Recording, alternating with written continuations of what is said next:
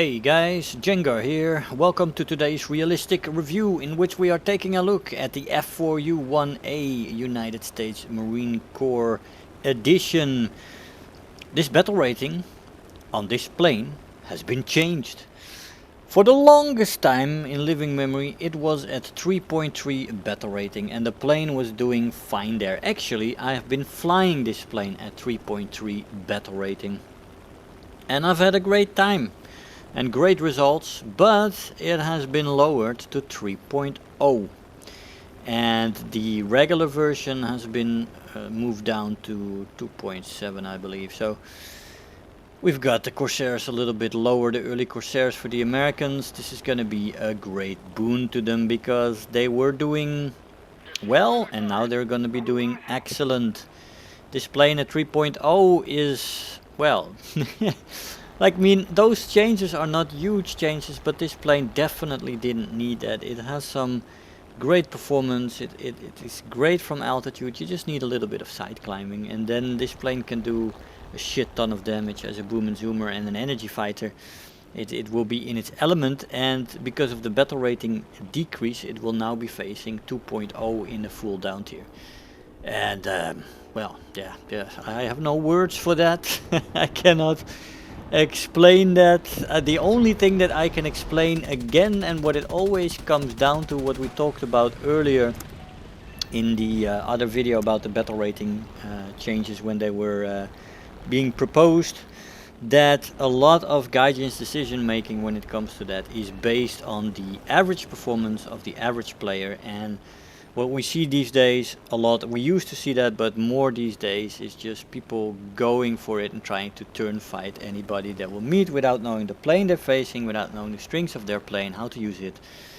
And thus people are trying to turn fight in Corsairs. Now the Corsair can turn a little bit, one or two very good turns at higher speeds, and then it starts to become a little bit less good as a turn fighter. But you know, that's where those battle rating changes come from. And that is why this plane is now 3.0, because people try to make this thing a turn fighter, which is, it's not a turn fighter. But anyway, if you do like this video somewhere along the line, by the way, do make sure to give it a thumbs up. That gives the video a huge boost, helps me out a lot. Comments as well, your interaction is very important to me. I'd like to know what you think about the video, about the plane, about Gaijin. Just give me your feedback. I will try to answer every one of your comments. Also, if you are not subscribed yet, come on, what are you doing? There's a lot of content. There is gonna be more as well. We're gonna extend all the content that we're working on, so lots more to come. Do press that subscribe button and do share the video out if you think it deserves it. For the rest, I want to ask you to join me on my other platforms, Locals, where you can see some unique content about other stuff than War Thunder alone, and you can also financially support me there. And on Rumble is where you can find my backup channel for YouTube. So I really highly appreciate you guys that already joined me there. Almost 200 of you on Locals, really appreciate it.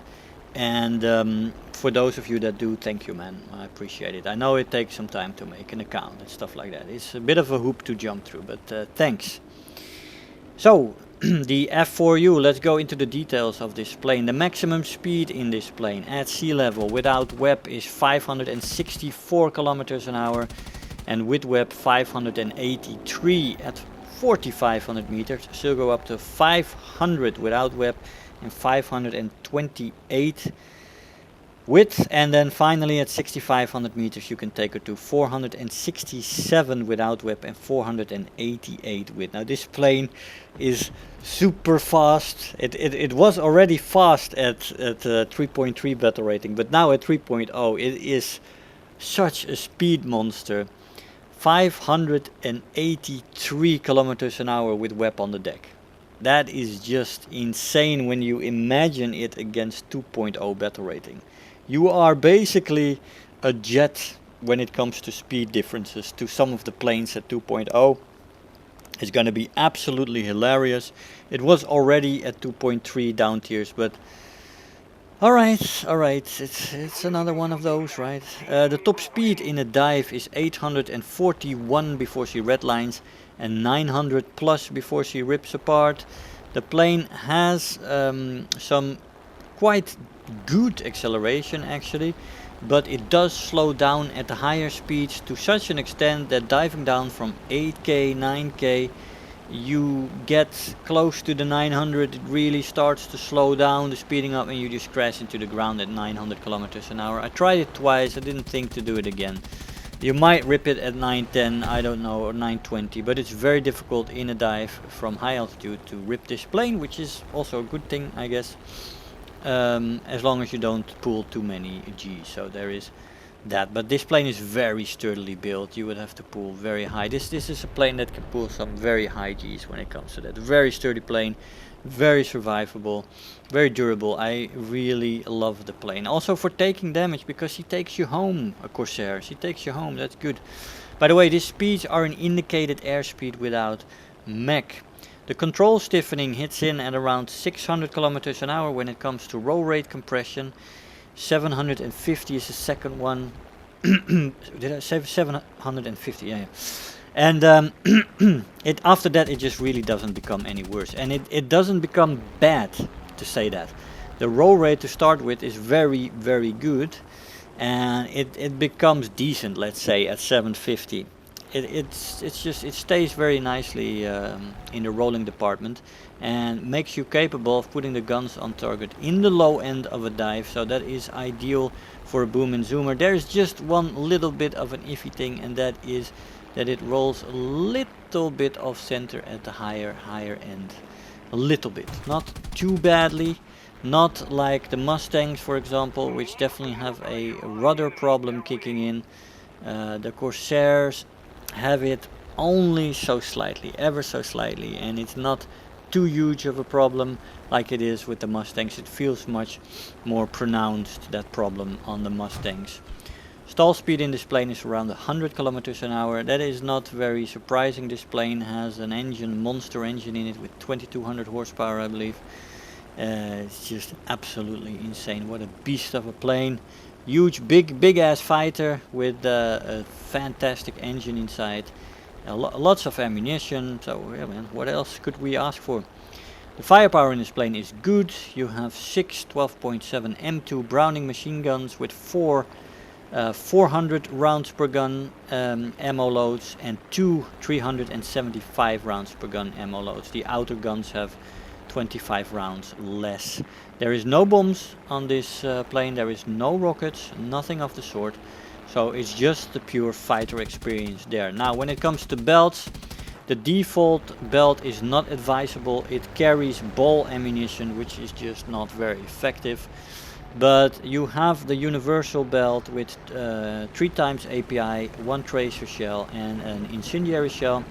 The ground belt has a tracer shell, then 3 AP armor piercing shells, an API shell which is an armor piercing incendiary shell and an incendiary shell. So that is a very diverse shell with a lot of AP, of course.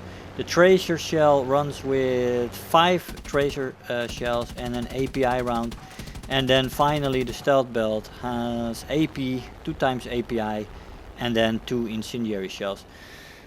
What you really want to look for is a shell that just fits for you. The tracer shell, I hear some people like that. I think it's too much firework for me personally. That is just my opinion.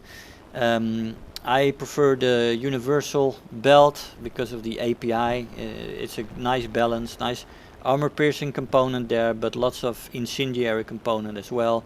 I like to set those fires in the Corsair, as the 50 cals do not always finish off the target, so you do want those fires.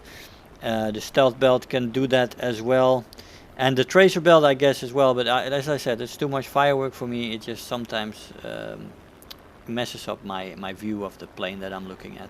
And if you want the ground belt for the armor piercing, that is fine as well for some ground target hunting, I guess. But there's no bombs on this plane, no rockets to support that, so I wouldn't recommend that. I would just side climb in this plane and use it as a boom and zoomer. Try to get into the position that you need to bring this plane to its shiny moment. So the ammo loads in this plane are great. 400 rounds for the 50 cals at 3.0 battle rating is fan-freaking-tastic. So there's that.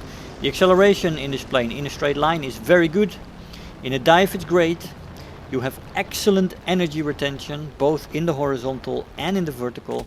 This plane really holds its speed, especially with that 2200 horsepower spinning in the cowling. Man, see, find something to slow you down. Well, a tree might do it. The climb rate in this plane though is average to decent. It's not great. It's not great. You do need side climbing in this plane.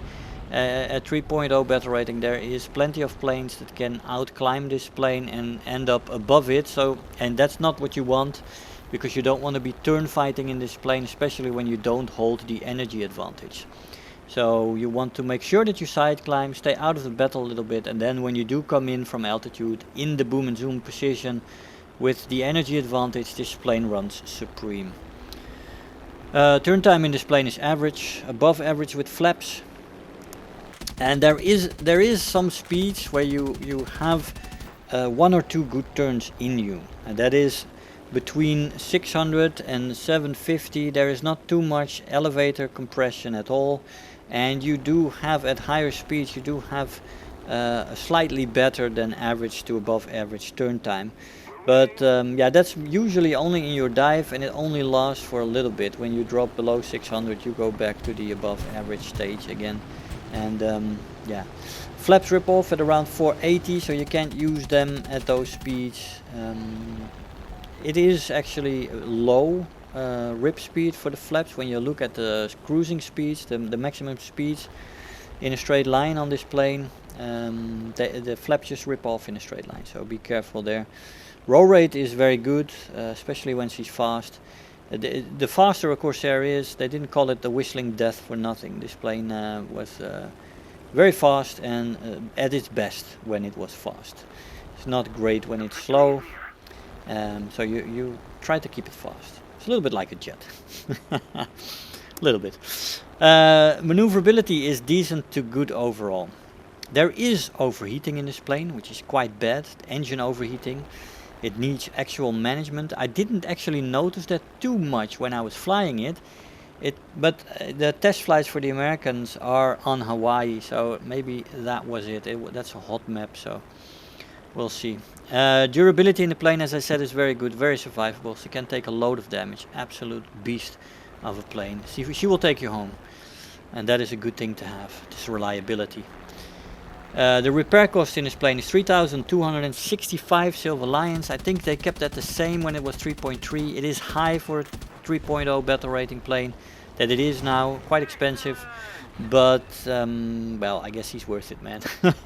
Because if you play this thing right, you don't have to die a lot.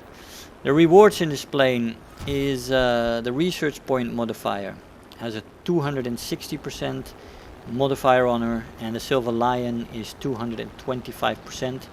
The research point modifier is average, and the Silver Lion modifier is above average. So I don't think they adjusted those yet, to be honest, and that's why they are the way they are.